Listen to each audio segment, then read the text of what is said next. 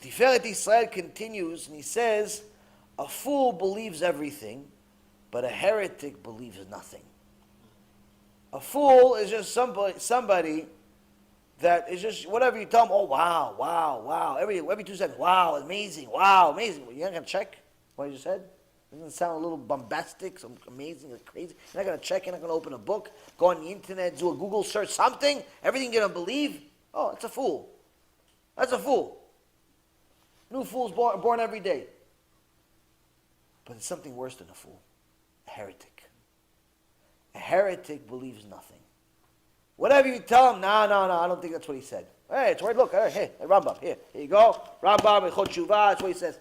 No, I think you're mistranslating it. What do you mean? It's in Hebrew. Here you go. I read Hebrew, Baruch Hashem, but let's read English. Whatever you want. No. I think somebody messed with the Rambam. I think somebody messed with this.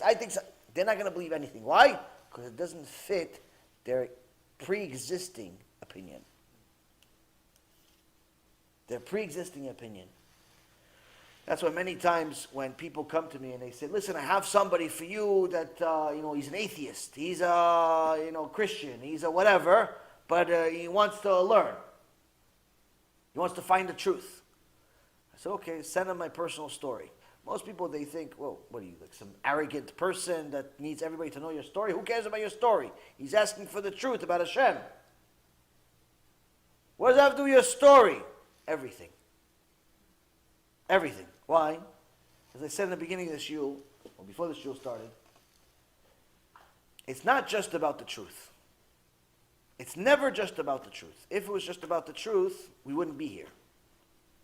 First and foremost, before you can help somebody, they have to be prepared to be helped. They have to desire being helped. They have to acknowledge they need help. If they don't acknowledge they need help, if they don't acknowledge there's a problem, you're wasting your time. You could be Moshe Rabbeinu himself, bring Yeshua ben Nun, bring the 70 Chachamim, bring all of the sages, all the prophets, everybody in front of this guy, have Sudat Shabbat in his house, or still Mechalel Shabbat in front of them. Because he's not ready, he doesn't care, he doesn't want, she doesn't care, she doesn't want. She'll wear a mini skirt to a meeting with Moshe Rabbeinu. She thinks she's doing a mitzvah. Unless a person is ready, no truth will ever help them. Now, unfortunately, they don't really know when they're ready, when they're not ready most of the time. Because sometimes people think that they don't want, but as soon as you hit them with the truth, they want. So there's other aspects. The other aspect is, or the other step is that they have to be willing to invest time into it. Anyone that expects the truth to be served to them on a silver platter without any effort, I'm just going to give you the answer in 2 seconds and then you're finished. Waste of time. So as soon as I send the personal story, or somebody sends a personal story, we see what this is. Why? Because if he's not ready or she's not ready for the truth, immediately they're going to say, no, it's not for me, I'm not really interested. They're not even going to press the click. Or they're going to do something worse, which is they're going to click on it, see 2 hours, 2.5 hours. No, this is too long. I need a shorter version. You want a shorter version? You want a shorter truth. You want something else. I can't help you. I can't help you with. People, no, can you send me a clip? No. No, I can't send you a clip. There's no clip of this story.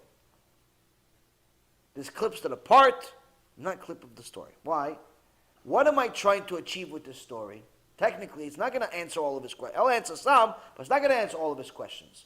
It's not for him, the story. It's for me. Why? I need to know if I'm the vessel.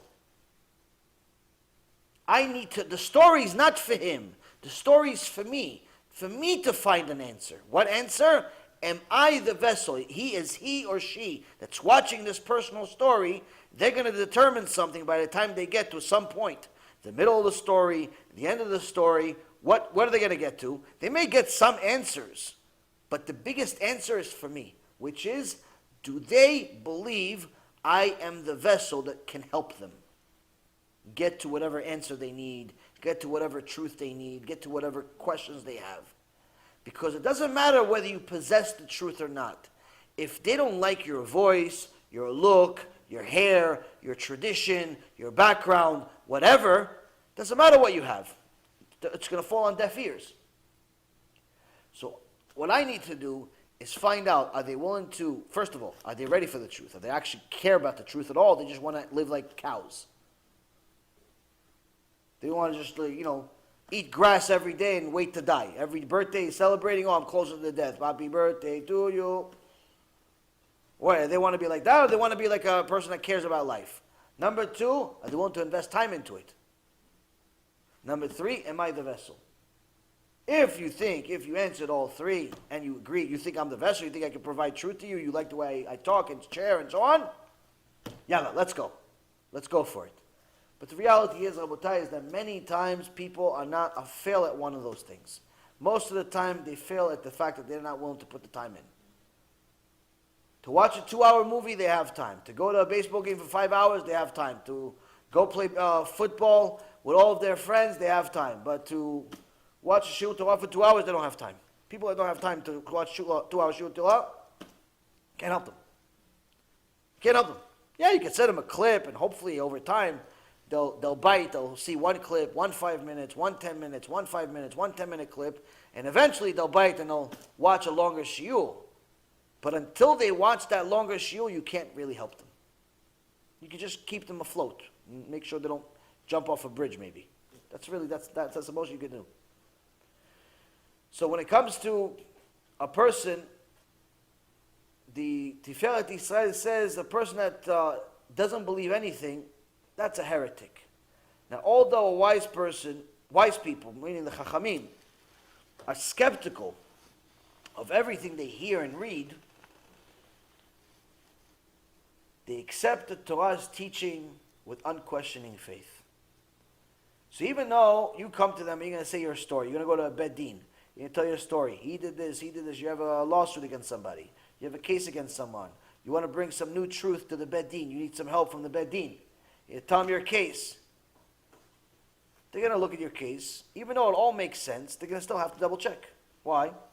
That's what you have to do. You can't just take your word at face value. You have to double check. I have to double check everything you do. You're supposed to be skeptical. But to simply go against it, not believe it, or believe everything, all of these things are steps of fools and heretics.